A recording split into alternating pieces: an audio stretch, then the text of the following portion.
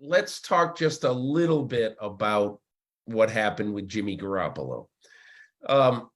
So on Monday of this week, we all were, I think, we all were surprised, some probably shocked, that the 49ers reversed course all along. The popular wisdom was that the 49ers, even if they couldn't find a trading partner for Jimmy Garoppolo, would release him. And so therefore would not owe him the $24 million that the salary cap demanded that they pay this year. And it really was one of the strangest stories of this season. For those who haven't followed it closely, when I went to Niners training camp, I walked into John Lynch's office to have a conversation with him. And I said, hey, what's up with Garoppolo? What does he do here every day? And he sort of motioned to a far practice field outside of the window in his office. And there was a lone solitary figure way out in back, Jimmy Garoppolo, working out, throwing the football to who, I don't know, I'm sure practice squad type receivers. And he's rehabbing a shoulder surgery that he had in the offseason. So Lynch at the time didn't know, but I got the very strong feeling that it was going to be either a trade or a release, probably a release. So I didn't think that much of it. But as the day went on, it got a little stranger because, honestly, I heard two things: that Jimmy Garoppolo is not going to any meetings inside the facility. He does not have a playbook. And that's another thing that I heard. And he just barely has a hello relationship with the quarterback coach, Brian Griese. It's very odd that one of the highest paid players on your team is basically a non-person. But the reason this story got a little bit more interesting and why I led my column with it on August 15th is because of something that Kyle Shanahan told me about the heir to the quarterback job, Trey Lance.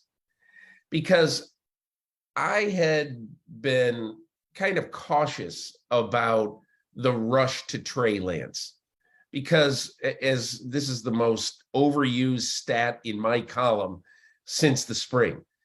But in the 4 years since Trey Lance has graduated from high school, in the 4 football seasons, he's thrown 389 passes in games. And most of those were at a Division I AA school. So, and we touch on that with Matthew Berry a little bit later, in fact. But anyway, be that as it may. And by the way, I recorded my segment with Berry before the 49ers news came down. So just understand, we recorded that on Monday before the Jimmy Garoppolo re-signing with the 49ers became known. But this is what Kyle Shanahan told me when I said to him, and I'm going to read this: is Trey Lance ready to take it all on his shoulders? Shanahan said. He shouldn't be. He hasn't gone through it enough. I believe in him as a man, as a person. I believe in his talent. I don't think he's going to make or break our season, just like in 2019 and last year. I didn't think Jimmy was going to make or break our season. Now, here's the key quote.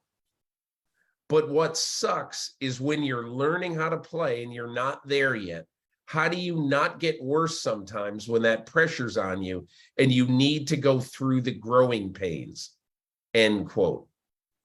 So when I left there that day and I had a conversation with Trey Lance, who, said all the right things. He really didn't say too much. But, when I left there that day, I said, they're basically going to have to game plan around Trey Lance, because I just got the feeling that day that Kyle Shanahan felt, I really like this guy, but I don't know if he's ready.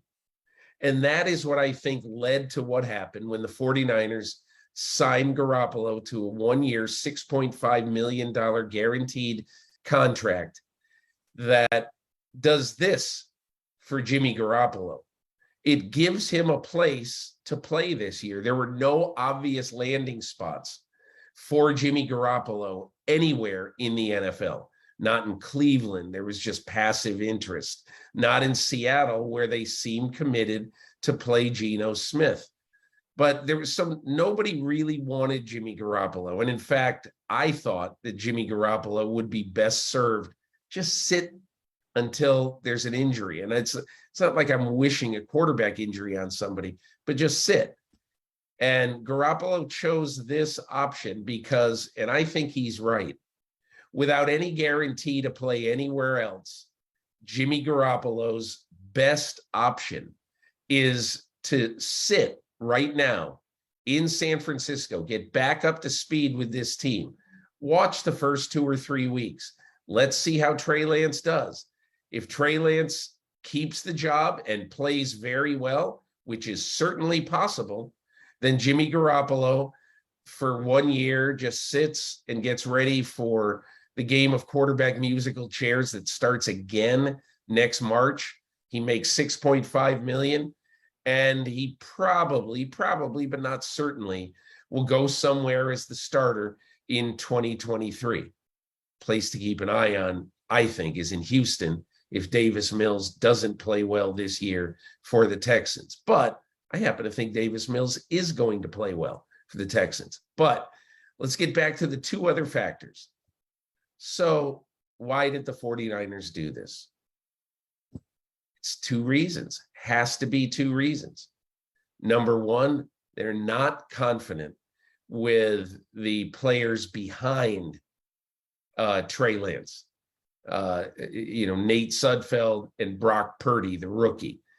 And probably, although I'm not sure, they could probably sneak Brock Purdy onto the practice squad at the final cuts and then keep Sudfeld as a number 3. But it looks to me like this is some commentary on the fact that if Lance either can't do it or gets hurt, they're not really confident in Sudfeld's ability to play multiple games and to win multiple games for them. And number 2, I think it's a commentary on their confidence in Trey Lance. They simply don't know what they have yet. And as Kyle Shanahan said to me in training camp, what sucks is when you're learning how to play and you're not there yet. And that's why I think at the end of the day, the 49ers did this.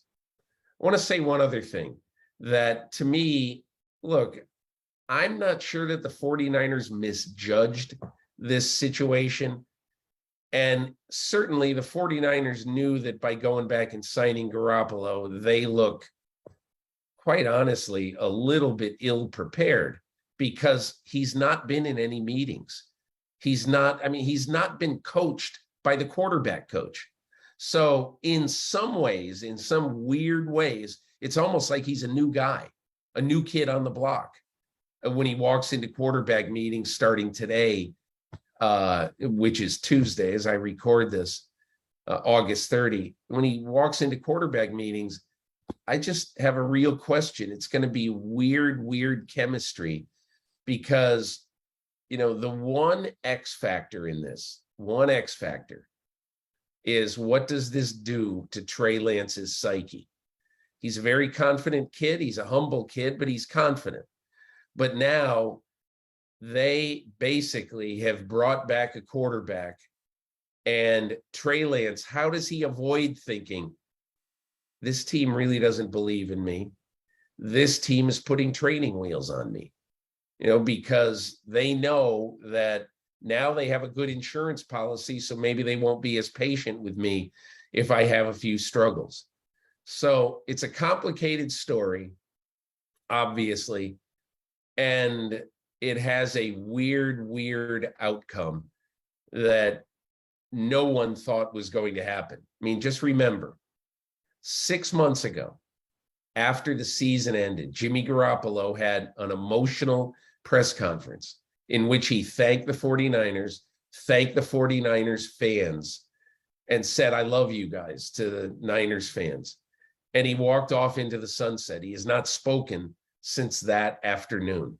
So now the genie has to be put back in the bottle. And look, from the 49ers standpoint, after the awkwardness of this goes away, the one thing that I would worry about is what you were saying to Trey Lance by bringing Jimmy Garoppolo back. It's impossible for me to believe that he can't think this team really has some doubts about me. And we'll see how all the mental parts of it go. But that is, without any question, one of the fascinating stories of 2022 as we head into this NFL season. Hi, I'm Mike Tirico, and thanks for watching. Make sure to hit subscribe for the latest news and highlights from NBC Sports.